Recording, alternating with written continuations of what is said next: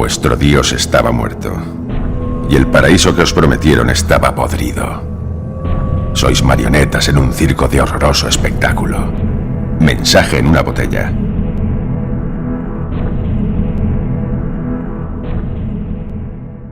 Cualquier sistema que montéis sin nosotros será derribado.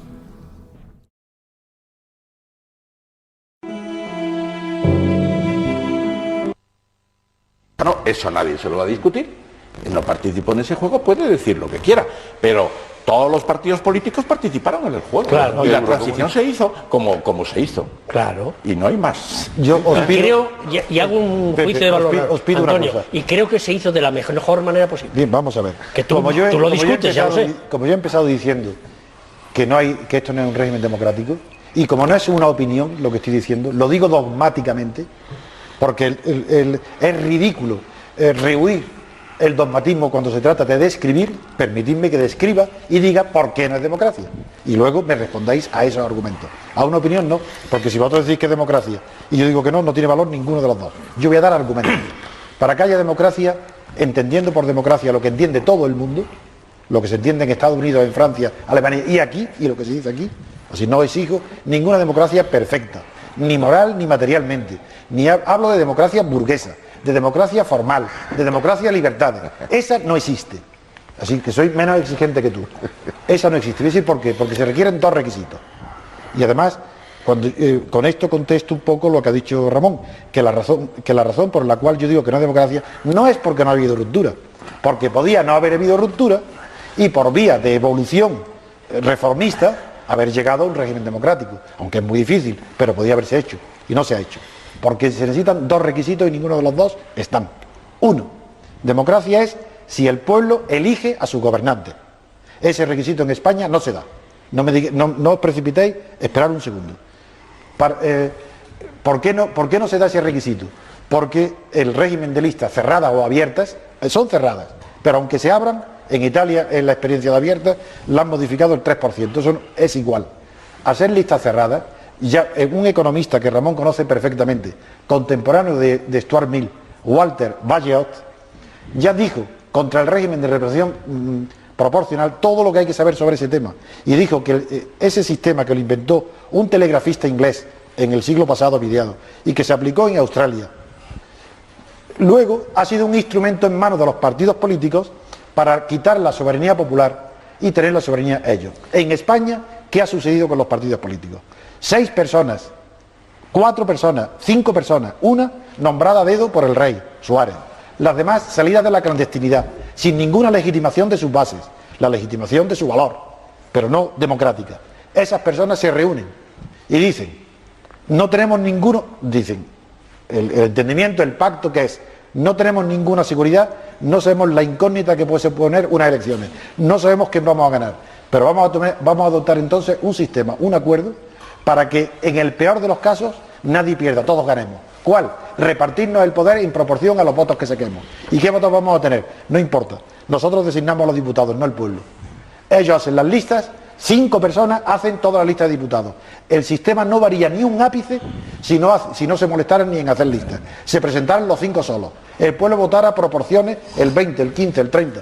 Y luego, después de las elecciones, rellenar los nombres. Los diputados son empleados a sueldo de los partidos. Cumplen las órdenes de los partidos, no representan al pueblo para nada. Eso es una ficción. Y eso se llama, literalmente, oligarquía o oligocracia. Eso no es democracia. Y eso sería un escándalo terrible en Inglaterra, en Estados Unidos. Lo que pasa es que nosotros somos países de segunda fila. Y para nosotros nos aplauden que tengamos ese sistema, porque es más controlable un país gobernado por 5 personas que no por un pueblo que pueda designar candidatos y elegir a sus representantes. Primer requisito de la democracia en España no se cumple porque la soberanía popular no existe. ¿Entramos en este requisito? Ahora ya sí, no, este no se cumple. Ahora el segundo, discutirme. Vamos al primer requisito, o vamos un segundo, no, pero voy a dejar hablar a Senillosa y a la cara, que no han podido hablar todavía, y para que todos vayan entrando en materia, Sí, que no sea... En ese primer requisito. Hay mucho tiempo. Sí, entre primero. Armero. Después ya después diré el segundo. Empezamos. Y así funciona bastante bien, Antonio.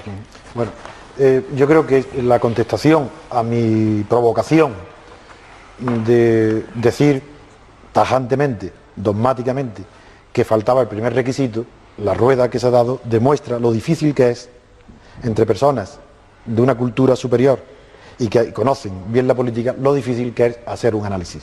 Yo vuelvo a decir, y le recuerdo, a Antonio Senillosa le recuerdo que empecé diciendo que cuando se habla de democracia hay que separar, como hacen los americanos, los sociólogos, los que tratan de la manera más rigurosa los temas políticos, separar la democracia descriptivamente, describiendo lo que es, lo que hay, de la democracia valorativamente. Y que yo hablaba ahora solamente de democracia describiendo el régimen que hay. Por eso le respondo a Antonio que yo no estoy pensando en una democracia pura, formidable, porque eso pertenece a la democracia como ideal, valorativa. Y yo se lo he desechado. Yo soy realista, quiero describir lo que hay. Luego, eso sería otro tema. Pero ahora, segundo, no... Bueno, además, haciendo un resumen de esto, Trevijano ha lanzado más que una afirmación como él dice, él mismo, yo creo que lo segundo que ha dicho, una provocación. Sí. Y ha lanzado un primer requisito, que es que aquí no eligen los ciudadanos a sus dirigentes. Sí. Y hasta ahora parece que nadie ha dicho que no. No. Ha explicado por qué. Yo no estoy de acuerdo. Lo que pasa es que se Yo no eligen estoy de a través acuerdo. de determinados sistemas. Es lo que ha dicho, Se claro. puede estar o no de acuerdo con Claro. cerradas y bloqueadas. Claro. Pero yo me pregunto, hay que preguntarse yo no también estoy de las cosas. acuerdo. El sistema unipersonal de distrito mayoritario de los países anglosajones es más razonable que el sistema proporcional de distritos amplios donde se pasa ya de 10, 12 puestos, escaños y la ley de Hont funciona ya. Es decir, en Madrid con 34, Bueno, 35 diputados. Un momento. Es un tema discutible. ¿Funciona o no funciona? Sí funciona. Las circunscripciones pequeñas son desastrosas para el mantenimiento del régimen de proporcionalidad. Pero el régimen de proporcionalidad, incluso en Inglaterra, que tienen el de distritos por mayoría unipersonales, en Inglaterra, por ejemplo, una revista tan democrática como The Economist está planteando para la Cámara de los Lores, para el Senado futuro, un sistema de elección proporcional. No entro si plantean cerradas y bloqueadas. Lo que salga que tú quieras es otra cosa. No, elegir. No digo que salga, digo elegir yo. Quiero resumir este tema que Ramón ha contestado porque no he terminado mi argumentación. Primero, las dos ventajas que todas las personas que han tratado el tema de la representación proporcional alegan son dos. Una, la primera fue Stuart Mill, que decía que el sistema de representación, al ser nacional, una sola distrito, elude la opresión de las jerarquías locales de los pueblos. Uno. Dos, que el sistema de representación proporcional es el más ideológico, permite la representación en el Parlamento de todas las ideas, incluso las minorías. Muy bien, de esos dos argumentos, que son los únicos que se han esgrimido en favor de esos dos argumentos, y que en Inglaterra, ni en Norteamérica, en el mundo anglosajón jamás han entrado, y que una revista, El Economist, proponga el sistema proporcional, claro, como que se sabe perfectamente que el sistema proporcional conduce al poder de la oligarquía. Y es natural que en Inglaterra una revista que está cerca proponga, eso es natural. Pero es así. Los dos ventajas son esas. Entonces, en un momento donde nadie, ninguna clase política mundial hoy cree en ninguna ideología, donde no hay ninguna diferencia en España entre el Felipe González, Santiago Carrillo, Fraga, Aznar, donde todos piensan lo mismo, ¿qué ideología representa la división proporcional? ¿Qué minorías? En cambio, siempre será mejor que la mejor defensa para el elector es que tenga su diputado a quien le puede pedir cuentas de su gestión, que ese es el sistema mayoritario. Y sobre todo, habláis de Norteamérica, el sistema principal de Norteamérica y de Inglaterra, que todos los tratadistas mundiales lo reconocen, se llama una democracia garantista o cautelar, porque no espera que el poder abuse para exigirle responsabilidades como el sistema continental, sino que tiene un sistema de balanza de poderes o división de poderes que impide que el poder abusa. Aún así, a pesar de ese sistema que se llama garantista o cautelar, cuando lo hace, como Nixon, sale fuera. Mientras que aquí no existe ninguna garantía porque no hay división de poderes y ese es el segundo requisito. ¿Por qué no hay división de poderes? Porque funciona exactamente igual que con Franco. Hoy hay un único poder y división de funciones, exactamente igual que con Franco. No hay diferencia ninguna funcional. El poder ejecutivo es el primero, el número uno y el que nombra al legislativo y al judicial. Todo lo demás son formalismos. Si queréis engañaros, si no queréis llamar a las cosas por su nombre, estáis haciendo ideología. Yo no hago ideología porque estoy describiendo la conducta de lo que sucede real. Y no me quiero engañar. que no se puede hacer otra cosa, muy bien, pero lo primero que empiezo yo es, no me quiero engañar sobre qué es lo que en España existe y cómo funciona. Y en España no hay división de poderes. Pues Antonio, un solo yo poder. que sí me quiero engañar. Claro, eso es evidente. Pues te diré... Mi ambición y mi provocación inicial.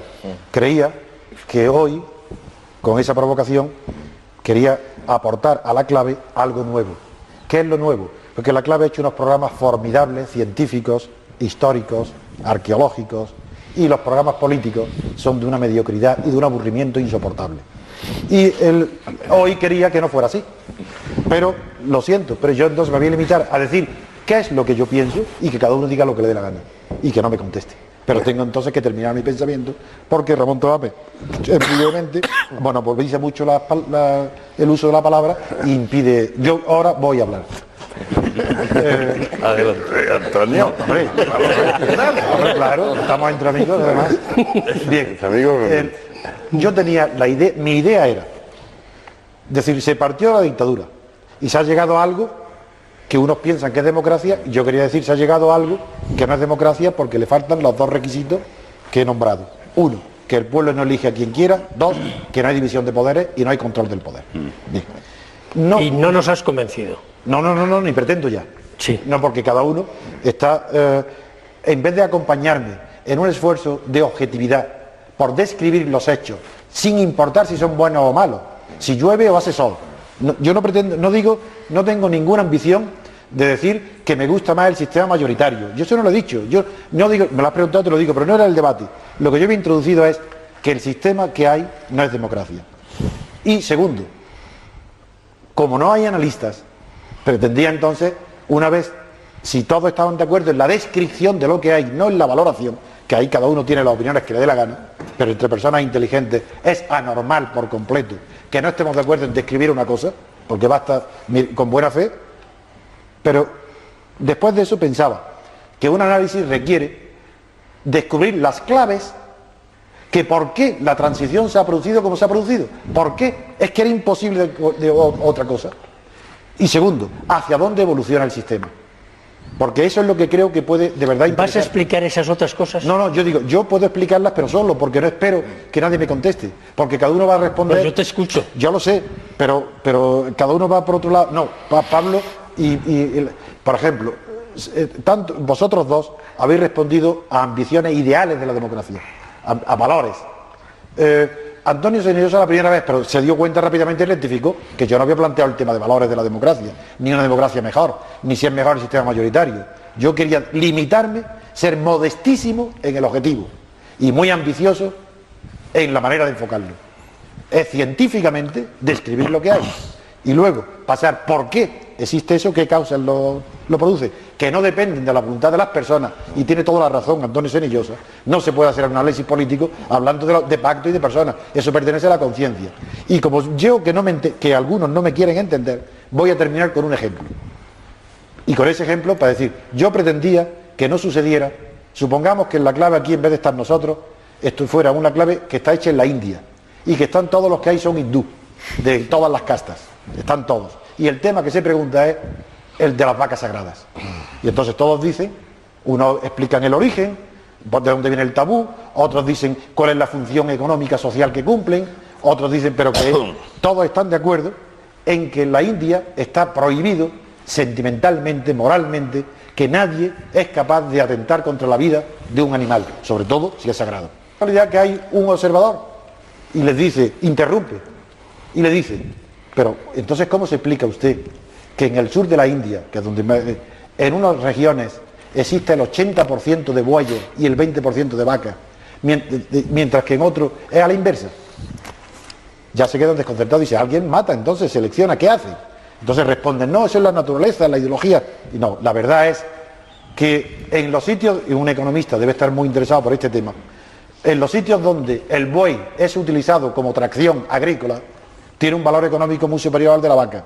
Y entonces existen otras creencias, otras costumbres ancestrales que consideran que los terneros tienen que ser destetados antes las vacas que los machos, con lo cual carecen de defensa y se mueren, los matan, una manera de eliminarlos. Y donde es a la inversa, entonces el primer análisis, y eso lo conocerá muy bien, se llama estrategia o análisis EMIC, que viene de phonemic, pero eso está en toda la terminología mundial de la ciencia.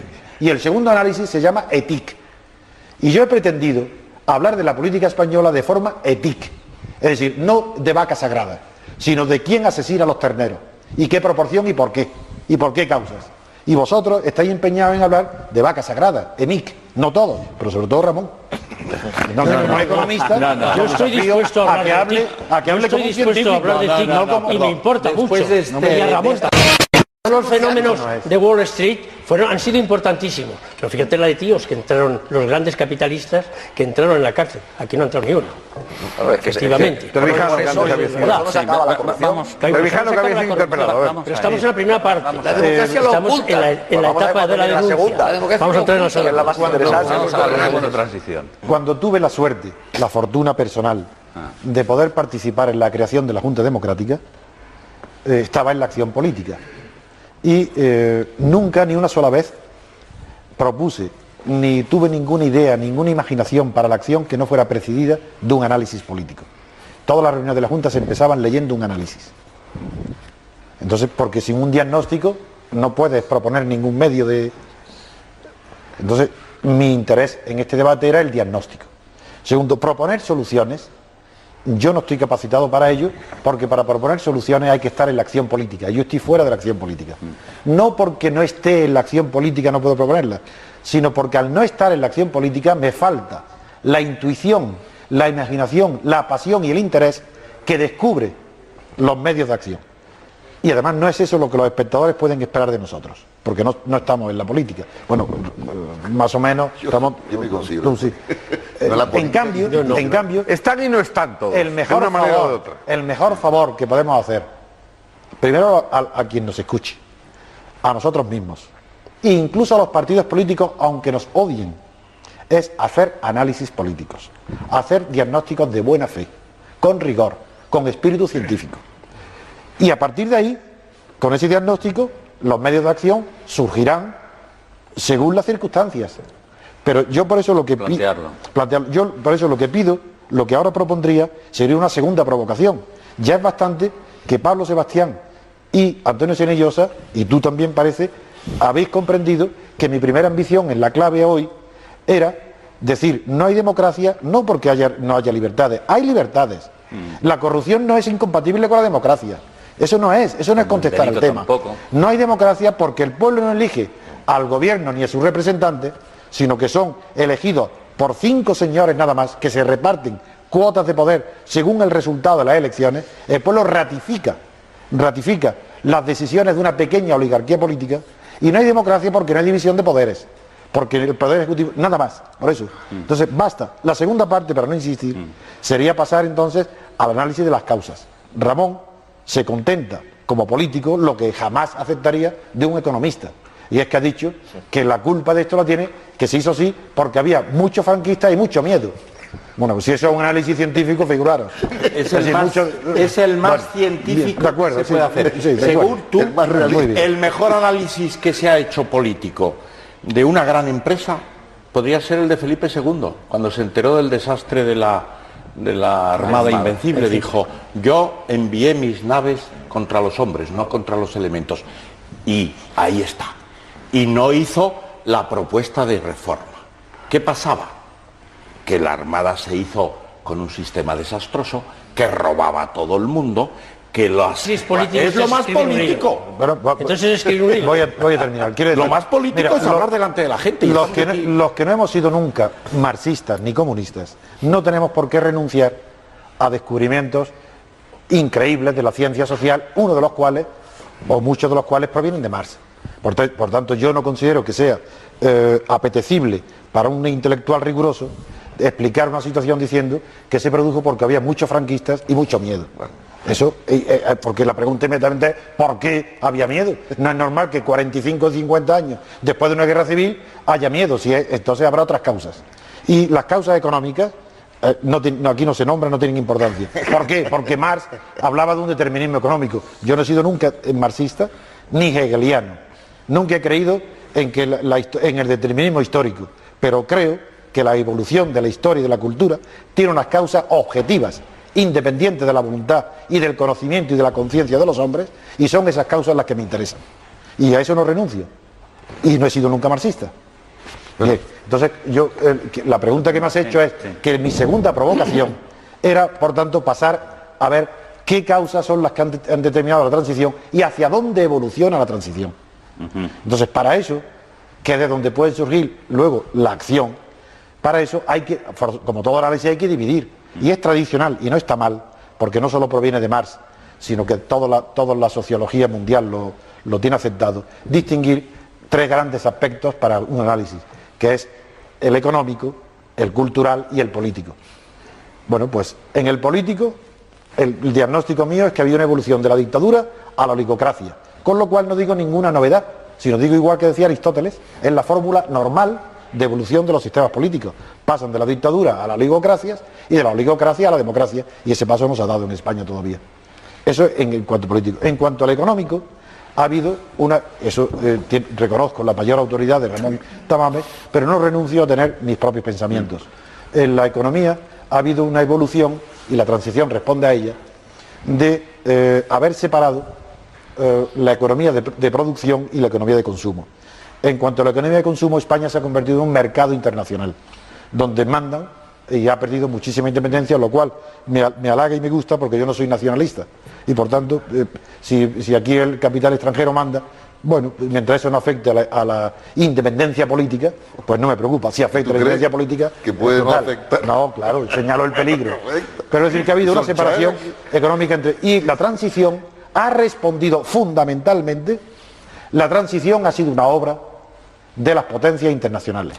Aunque se crean los protagonistas españoles que estaban pactando en la Moncloa, ese pacto se había producido ya muchísimo antes entre Kissinger en Norteamérica y los alemanes. Perdona, no hay ningún hecho histórico que demuestre eso. No, hombre, yo tengo como no se sabe perfectamente. Es decir, que le aconsejaron a Felipe González y al PSOE que hiciera la ruptura y que pactara con el franquismo, que dice eso está aprobado y archiprobado. Y el 1001 y la coincidencia pero del 1001 y voy al análisis de las causas. Perdón, el embajador de Estados Unidos en Madrid no se enteró absolutamente de nada de lo que había pasado en España. De nada. Absolutamente de nada. Si yo no hablo de él.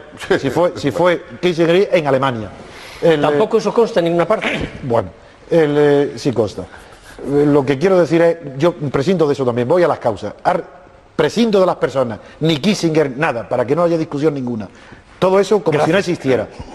La función económica que ha desempeñado la transición es preparar el mercado español para el gran capital, la gran industria europea y americana. El desmantelamiento de la industria española. Limitación, y el poder financiero español se ha limitado, que es el que tenía la hegemonía, con la competencia pero la productividad española ha bajado. Es decir, que la transición ha supuesto una baja de la productividad, no de la producción, y una preparación del mercado de consumo. Eso en cuanto a la economía. Y en cuanto a la cultura, ahí es donde de verdad es donde la transición ha sido mucho peor que la política. En la transición política, como ha habido libertades, la oligarquía que hay es una oligarquía liberal. Hay libertades, aunque haya peligro, hay cortes, pero ha habido un progreso. Esta es mi idea de la libertad. Sí. Hay un progreso para mí enorme entre la dictadura a hoy. Enorme. Respecto a las libertades, aunque están en peligro, aunque hay menos libertades hoy que hace 4 años, todo eso es verdad. Menos para el trabajo reconocerá que hay menos hoy. Bueno, para la comunicación. Pero voy a terminar. Es decir, estaba hablando que mucho peor ha sido la cultura. En la cultura, lo que ha sucedido en España, eso no tiene nombre. Eso es un crimen que costará decenas de años levantarlo. La cultura, entiendo por cultura no la alta cultura, que también entra, sino el modo, las pautas de conducta, la moral, las costumbres, el modo colectivo de vivir, la cultura. En España, como ha coincidido la transición española con una moda cultural extranjera que se llamó posmodernidad y que se llama posmodernidad, que nadie sabe lo que es desde el punto de vista filosófico, pero todo el mundo sabe lo que es desde el punto de vista práctico. Es el escepticismo moral, el relativismo cultural, el que todo vale. Lo mismo vale la cultura del diseño de una moda de zapatos que un Goya, que todo, porque eso es democracia, como todo es igual. Bueno, algo tan horrible, tan horrendo, en España se ha convertido en ideología. Es decir, mientras que en el extranjero la posmodernidad es un fenómeno que empezó en la arquitectura y que lo continuaron los críticos literarios y luego algunos filósofos y que no tiene demasiada importancia, salvo que oculta el hecho de que en el mundo escansean los pensadores, no hay pensamiento, se le llama pensamiento débil. En España eso se ha convertido en ideología. Así, igual que el franquismo tuvo su ideología, en España hoy hay una ideología de escepticismo cultural, escepticismo moral, de hablar de culturas en plural, no en singular, en las culturas, algo verdaderamente incomprensible, pero eso es lo que permite y la fuente de la corrupción. Sí. La corrupción económica de los gobernantes es un epifenómeno que tiene muy poca importancia comparado con la corrupción moral, que es a la que yo me refería cuando al principio hablaba tanto de la corrupción. Y lo digo ahora, la peor de todas las corrupciones es la corrupción moral, es decir, la corrupción cultural. La económica es una pura consecuencia, que tiene mucha importancia, pero mucho menos que la fuente que la produce, que es el relativismo moral. Es decir, el creer que es dogmático todo. Cualquier persona que hable con seguridad se dice, este es un dogmático. Si ahora mismo, por ejemplo, hace sol, hoy ha sido un día soleado. Si yo digo aquí que aunque haya 1 millón de personas que me digan que hoy llovía, yo digo, están todos equivocados, yo tengo la razón, yo soy un dogmático. Porque si 1 millón lo dicen, cuidado. Entonces yo por eso soy dogmático y presumo de ser dogmático cuando trato de describir hechos, donde puedo cometer un error. Y no me importa equivocarme, porque el error es mejor que la confusión. Porque del error se puede salir, de la confusión jamás. Y España hoy está en una pura confusión. Y por eso soy dogmático cuando describo. En esto último estoy de acuerdo contigo. Lo que pasa es que te lo había entendido mal. A mí no me importa equivocarme. Yo no lo llamo fenómeno cultural. Yo lo llamo de la política. Al parecer, sin mucho éxito, yo he dicho antes que los partidos políticos han secuestrado la voluntad popular. Yo estoy de acuerdo. Está secuestrada la voluntad popular en el Parlamento. ¿Estamos de acuerdo Entonces, todos? ¿cuántos son? Sí. ¿Cuántos son? ¿Cuántos representan? Dicen, es que yo tengo el 20% de los votos, que no es verdad, porque hay un 55% más o menos que no vota. Entonces ya solo es el 20% del 45%. Sí. No, yo quiero decir... Entonces, toda esta representación es una muy pequeñita. Antonio, para contestarle ahora, que en Estados Unidos tiene unas instituciones democráticas buenas y tolera políticos mediocres y malos, porque las instituciones son buenas. Aquí las instituciones son malas. Entonces, los políticos, aunque sean buenos, aparecen como malos. No es un problema de hombres, es que las instituciones, una institución mala no tolera ningún político bueno. Y a la inversa. Entonces el problema español es institucional, no es de los hombres. ¿Van los hombres mejores hoy a la política? No, de ninguna manera. No pueden ir. Los mejores hombres de las profesiones, de las al principio se fueron, al principio el cambio se fue. No. Arbero, pero a lo mejor quizá en política en general y en democracia en particular, a lo mejor no hace falta que los mejores hombres vayan a la política, porque además probablemente no van en ninguno de los países. No tiene importancia eso. Hombre, sí. Iba a decir una cosa. Estados Unidos iba a decir una cosa. Son hombres de Si se primera parte, categoría. En Inglaterra también. Arbero. Participando todos. Por Sí, eso, eso es verdad. el problema es Aquí que estamos tenemos haciendo política. que despertar a esa ciudadanía también. No, pero eso es un tópico que no... Sí, bueno.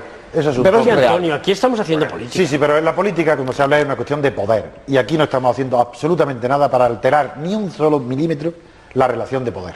Y No la política... sé, oye, esas cámaras que nos están aquí enchufando... Bueno, pero Armero y Es Trevijano, relación de poder. a menudo digo, cuando yo oigo muy a menudo desde el poder, y cuando hablo del poder hablo de todos los poderes, incluso de la oposición, la fuerza que tienen los periodistas o que tenemos los periodistas, no sé qué. Yo digo, en primer lugar, yo soy uno de los periodistas que menos seguro está del poder que tiene, creo que no tenemos ninguno.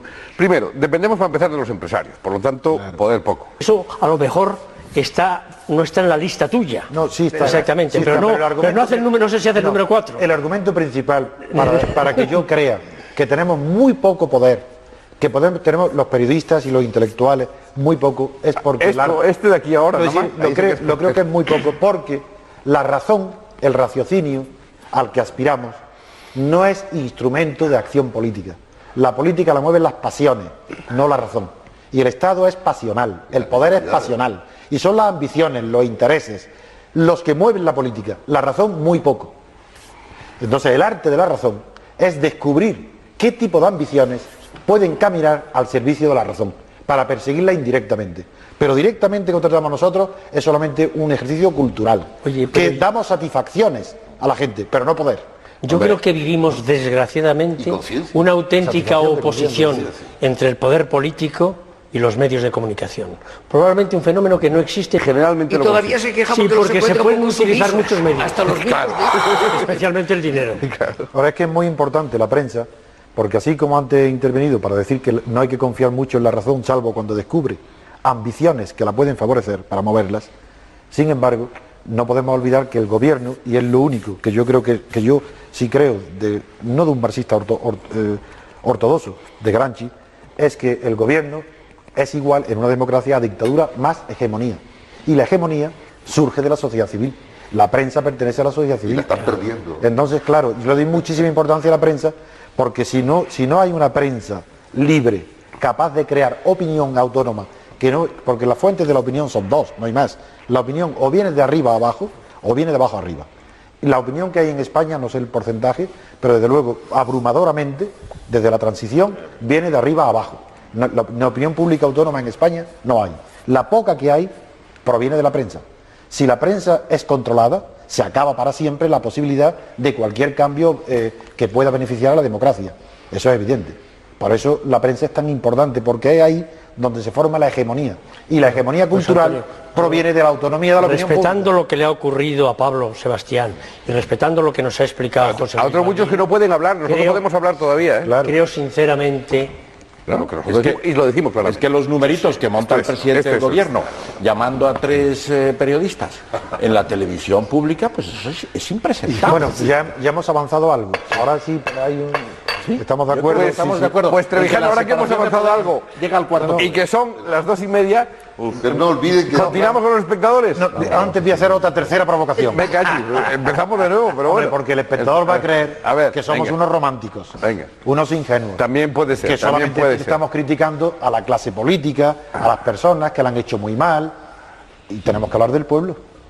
Pero no en el sentido de que tenga miedo, que lo tiene, porque también lo tienen los demás pueblos.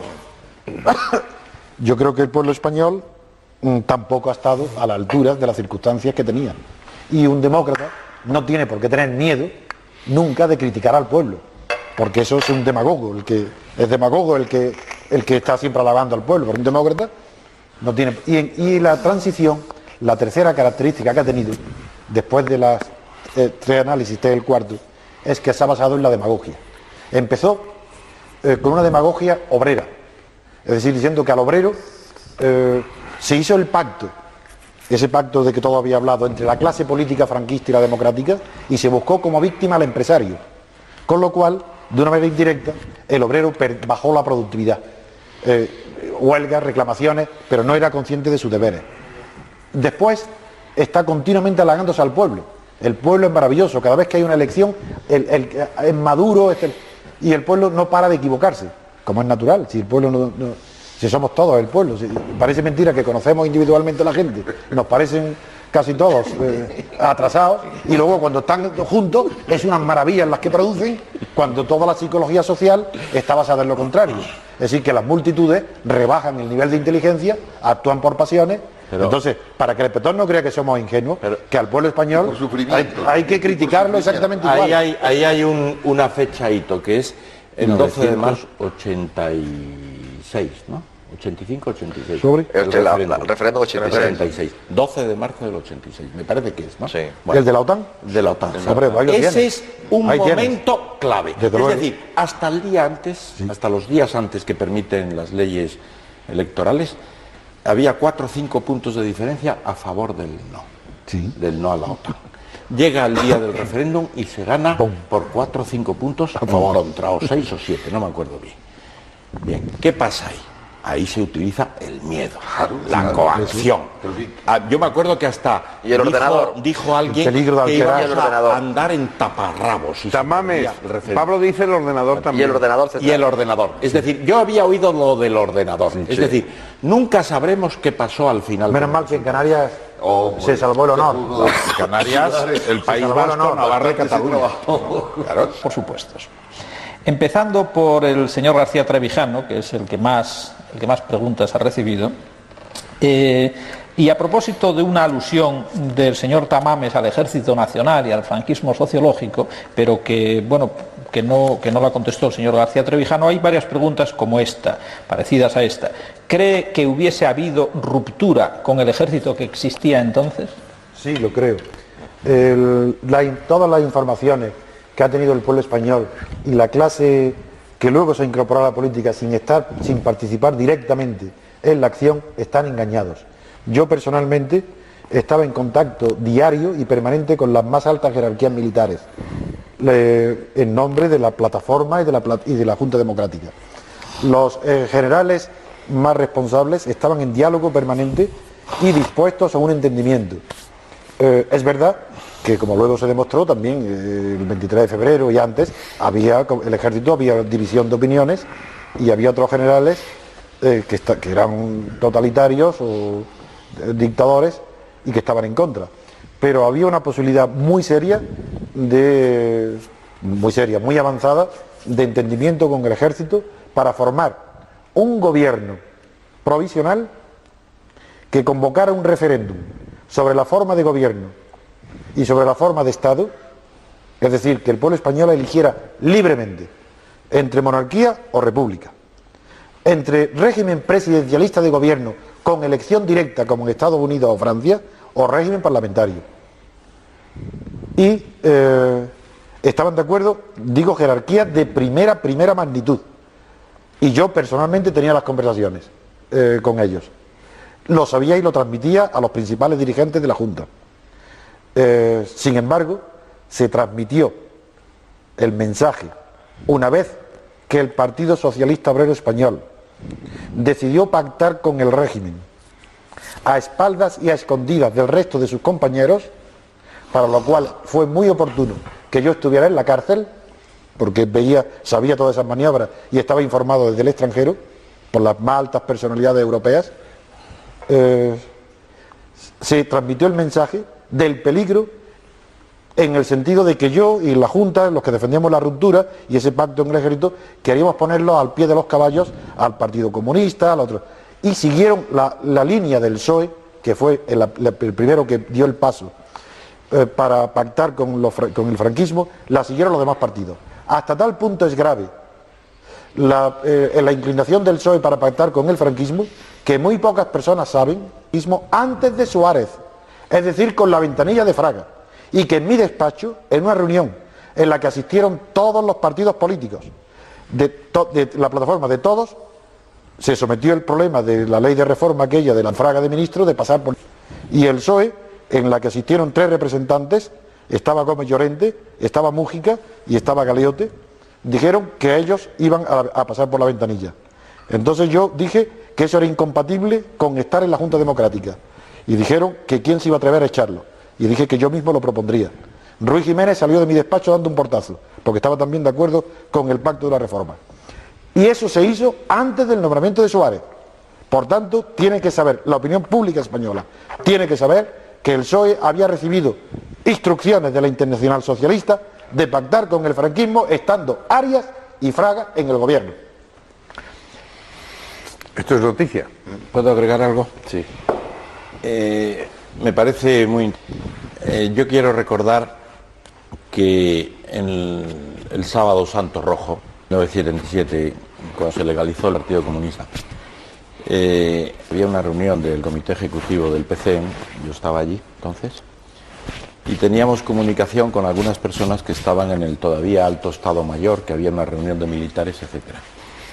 El asunto estuvo peliagudo. Y yo, sin entrar en todo el prolegómeno, porque son de meses antes, lo que ha dicho Antonio García Trevijano, sin entrar en eso, yo diría que eso fue lo máximo que se pudo hacer en ese momento. Es decir, además, aparte de que el propio presidente del gobierno, que entonces era Suárez, no se planteó poner a referéndum el régimen político, no se lo planteó.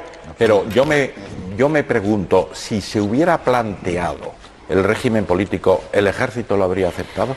Ese es otro tema. Hay un argumento. Ese es otro tema. Hay un argumento. Yo tengo mis dudas muy serias de que lo más que toleraron fue el reconocimiento de todos los partidos. Si el Partido Comunista se hubiera limitado a renunciar a asistir a las elecciones, el régimen no hubiera sido legitimado. Es decir, aunque el PSOE y todos los partidos hubieran aceptado el pacto, pero el Partido Comunista hubiera dicho, yo no pido legalización, porque no puedo pedir legalización. La libertad nos pertenece por derecho natural a todos los partidos y no reconocemos a nadie que tenga la autoridad o la potestad de darnos la libertad o la legalización. Si el Partido Comunista no va a las elecciones, no hay legitimación de la reforma y hay ruptura. Pero y el ejército habían pasado por ventanilla todos los demás. Claro, aunque hubieran pasado todos los demás. Claro. Pero eso, si el Partido Comunista, si se celebran las elecciones y el Partido Comunista no va, no concurre porque es ilegal, no se legitima. No sale la operación. No sale la operación. Bueno, pues y el ejército no tiene más remedio que aceptar la legalidad del Partido Comunista. Eso. Yo estoy de acuerdo. Pues esa es la prueba de que era posible la ruptura.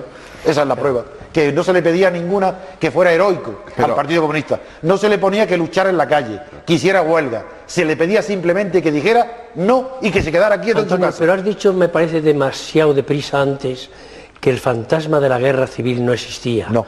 Hombre, una parte entera del Partido Comunista tenía la consigna de la huelga general con la muerte de Franco, porque muerte de Franco solo hay una. Recuerdo que me lo dijeron muy directamente a mí. ¿Dónde te dijeron la verdad? Esa era una consigna muy antigua. No te dijeron la verdad. Muy antigua, ya no funciona. Que eso es muy importante. Era imposible la guerra. Que es una de las ventajas que hoy tenemos, que no hay gente dispuesta a pegar un golpe tiros. para frenarlo sí podría haberlo habido. Y si se plantea la cuestión de monarquía o república, presidencialismo o no presidencialismo, eso seguramente los militares lo habrían parado. No, yo digo, bueno, lo que pasa es que no llegó a plantearse. Bueno, además. pero tú no llegó a plantearse porque tú haces una opinión, mientras que yo he dado un dato. Y todos sabéis que yo no miento jamás. Pero lo que digo es, los datos de conversaciones con militares, tú mismo has reconocido que había grupos diversos. No, pero yo y los algunos primeros grupos no estaban dentro de esa tesis. No, pero los primeros, los que tenían la responsabilidad, esos aceptaban esa salida. Sé los militares en que estás pensando. Y hay otros que no estaban por la labor, pero tenían menos poder. Que hay otros que no estaban ni mucho menos claro por la labor, claro que no. Sino todo lo contrario, por un continuismo que hubiera sido tal vez peor. Vamos con más preguntas. A ver, yo comprendo que si está totalmente cerrada la puerta a la posibilidad de una nueva intentona golpista. Yo creo que está cerrada la puerta, no porque sea mi opinión, sino en primer lugar porque ha evolucionado el ejército, porque el distanciamiento entre los generales, los altos mandos y los mandos medios ya no es tan grande como hace 20 años o 15 años, porque la integración de España en los organismos militares europeos y también de la OTAN, también, aunque no es ninguna garantía, porque en Turquía y en otros países de la OTAN ha habido golpes, pero en fin, en el ambiente hoy del ejército yo no veo ninguna posibilidad de golpe de Estado. Yo creo que la historia de los golpes de España, de Estado en España, ha terminado para siempre. Yo también lo creo. Bueno, para siempre no se puede decir. Pero por ahora no. Cualquier sistema que montéis sin nosotros será derribado. Mensaje en una botella.